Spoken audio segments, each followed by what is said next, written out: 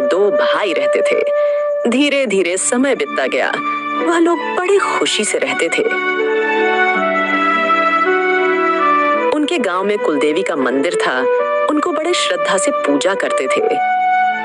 माता, आपने तो हमें सब कुछ दे दिया है। माँ बाप भाई बहन परिवार सब कुछ दिया है। आपने तो मौज कर दी माता रानी। जब तक उनके पूर्व जन्म के पुण्य साथ था तब तक वह बड़े सुखी थे। कुछ समय बाद पुण्य समाप्त हुआ और पाप का दौर चला। फिर एक साथ इतने कष्ट हुआ कि उनको समझ नहीं आया अब क्या करें। फिर शरीर में भारी कष्ट हुआ। जब दुख पड़ा तब दोस्तों ने, रिश्तेदारों ने, सभी ने मुंह मोड़ लिया कि अब तो इनको बीमारी हुई हो गई और इनको पैसे भी देने पड़ेंगे, इसीलिए सभी दूर हो गए। फिर उनको भगवान की याद आई। सच्ची आत्म परमात्मा को याद किया।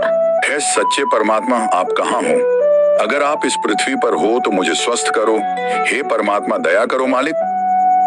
और परमात्मा ने उनकी पुकार सुनी। बड़े भाई ने संत रामपाल जी महाराज जी का ज्ञान सुना। अरे वाह, कितना अच्छा ज्ञान है।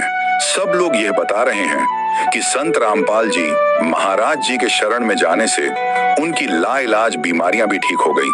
शायद मेरी बीमारी थी, जरूर ठीक हो जाएगी।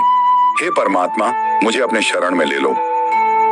और संत रामपाल जी महाराज जी से नाम दीक्षा लिया। फिर क्या धीरे धीरे जीवन जीने लगे।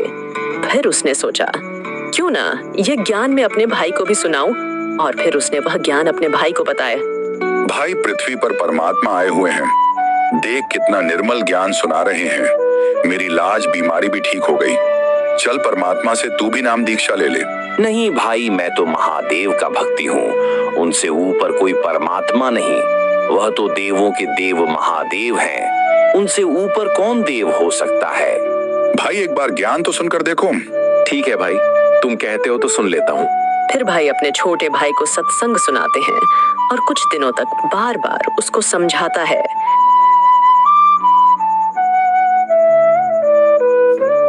छोटे भाई को भी कुछ समझ में आता है। फिर वह भी संत रामपाल जी महाराज जी से नाम दीक्षा ले लेता है। फिर कुछ समय तक मेरे गुरुदेव भगवान भगवान दियो काट काल की फांसी। मेरे गुरुदेव भगवान भगवान दियो काट काल की फांसी। भक्ति करने लगा।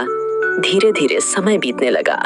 काल ने सोचा ऐसे तो सारी आत्माएं चली जाएगी मेरे लोक से। फिर मैं क्या खाऊंगा? कुछ तो करना पड़ेगा। फिर क्या उसने एक अपना दूध भेजा।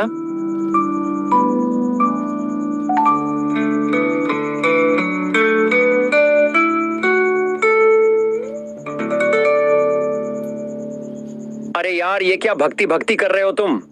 ये बाबा बाबा के चक्कर में क्यों पड़ रहे हो? सभी बाबा ऐसे ही भ्रमित करते हैं और लोगों को तकते फिरते हैं। महादेव से बड़ा कोई नहीं है। वह कालों के काल महाकाल हैं और जिंदगी है तो इसे खुलकर जियो। अभी तो तुम्हारे मेरी जिंदगी क्या है? देख, मैं यह लेकर आया हूँ। दारू का बोतल, चल बैठकर पीते हैं कहीं। भक्ति तो बुढ़ापे में की जाती है। हाँ भाई, तो ठीक कह रहा है। चल, मुझे भी बहुत आज पीने का मन कर रहा है। नाम दीक्षा तो मैं फिर ले लूंगा जब मेरी शादी हो जाएगी। जब तक शादी नहीं होती तब तक दारू तो पी लेता हूँ। फिर शादी होने के बाद कहाँ है ऐसे मस्ती कर पाऊंगा। जब शादी हो जाएगी तो हम पति पत्नी दोनों नाम दीक्षा ले लेंगे, फिर भक्ति करेंगे। और अभी मेरी उम्र है क्या है। और उसने उसकी भक्ति नष्ट की। फिर से वाह, उन्हीं मलिन कर्मों में लग गया। दारू पीने लगा। कुछ समय ऐसा ही चला जिससे उसकी शादी हुई। वाह, भगवान शंकर भगवान कृष्ण की ओर बड़ी भगत थी। बहुत पूजा करती थी। उसी दिन बुरा उसके पति के शरीर में रोग हो गए और भगवान की पूजा करते करते भी दुखी हो गए। भगवान आए हुए हैं, चलो भगवान से नाम दीक्षा लेते हैं और भक्ति करेंगे। बड़े भाई ने नाम दीक्षा लिया हुआ है। देखो, दारू भी नहीं पीता। मैं भी नाम दीक्षा ले लूंगा तो मेरी भी शराब छूट जाएगी। मैं तो बस इतना जानती हूँ, कर्म अच्छा हो तो मोक्ष मिल जाता है। मैं भगवान को बहुत मानती हूँ। कृष्ण से बड़ा कोई नहीं है। मुझे बहुत कष्ट हो रहा है। मैं बहुत परेशान हूँ, मैं बहुत बीमार हूँ। हे भोलेनाथ, मेरे पति को ठीक करो। हे कृष्ण भगवान, मेरे पति को ठीक करो। हे माता शेरावाली, मेरी विनती सुनो। ये समंदर को छोड़कर एक छोटी सी झील से आशा लगाए बैठे हैं। हम इसमें क्या कर सकते? इन मूर्खों को कौन समझाए कि हम भाग्य से ज्यादा कुछ नहीं दे सकते। जो प्रारब्ध में लिखा है वही होगा। हम कुछ नहीं कर सकते। हम तो स्वयं अपना प्रारब्ध भी नहीं बदल सकते। हम इनका कैसे बदल सकते हैं?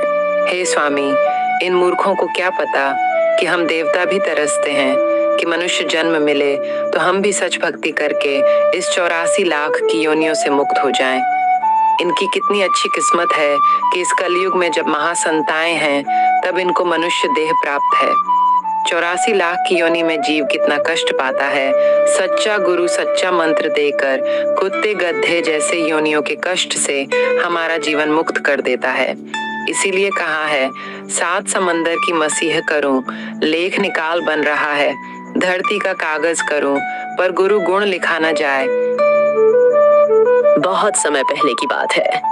एक गांव में कबीर जी रोज अपने काम पर जाते थे और सत्य का उपदेश देते थे। एक दिन वे बाजार से जा रहे थे तो एक दुकान पर रुके। एक आदमी गरम गरम जलेबियां तल रहा था। भाई, जलेबियां तो बड़ी स्वादिष्ट लग रही हैं। दुकानदार घमंड में बोला, बिल्कुल, मेरी जलेबियां राजा तक खाते हैं, तुम जैसे फकीर के लिए नहीं है। भीड़ में चुप्पी छा जाती है। सब लोग कबीर जी की तरफ देखने लगते हैं। ठीक है भाई, लेकिन याद रखना, स्वाद जीभ का होता है, आत्मा का नहीं। अहंकार से मीठा भी कड़वा हो जाता है। अगर तुम्हारे शब्दों में ताकत है तो मेरी दुकान कल बंद हो जाएगी। कबीर जी मुस्कुराए और वहां से चले गए। अगला दिन दुकान बंद, दुकानदार परेशान। लोग कह रहे हैं कि कल से किसी को जलेबी की गंध भी नहीं आई। दुकानदार रुआंसा होकर, हे संत, मैंने घमंड किया, कृपा करो। कबीर जी करुणा भाव से बोले, तू अगर सच्चे मन से पश्चाताप करे तो प्रभु की कृपा से सब ठीक हो सकता है। दुकानदार कबीर जी के चरणों में गिरता है और क्षमा मांगता है। दुकान फिर से खुलती है, लोग फिर से आने लगते हैं। कबीर जी ने अपने व्यवहार और वाणी से लाखों लोगों को अहंकार से मुक्त किया। उनका संदेश था, सत्य बोलो, प्रेम से रहो और प्रभु को सच्चे दिल से याद करो। एक बार की बात है, एक प्रसिद्ध ब्राह्मण पंडित काशी में बहुत बड़ा यज्ञ कर रहा था। यज्ञ में हजारों ब्राह्मणों को भोजन कराया जा रहा था। बड़े बड़े वेद मंत्रों का पाठ चल रहा था। पूरे नगर में यह बात फैल गई कि यह यज्ञ स्वर्ग के दरवाजे खोल देगा। उसी समय कबीर साहिब जी वहां आए। उन्होंने देखा कि यज्ञ में जीवों की बलि दी जा रही है, घी अन्न जलाया जा रहा है और अहंकार से भरे पंडित स्वर्ग की बातें कर रहे हैं। कबीर जी ने बड़ी विनम्रता से पंडित से पूछा, हे पंडित, ये कौन सा धर्म है जिसमें जीवों की हत्या करके स्वर्ग पाने की बात की जा रही है?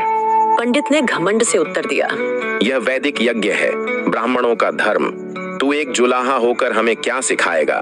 कबीर जी मुस्कुराए और बोले, धर्म वो है जो करुणा सिखाए, जो जीवों की रक्षा करे।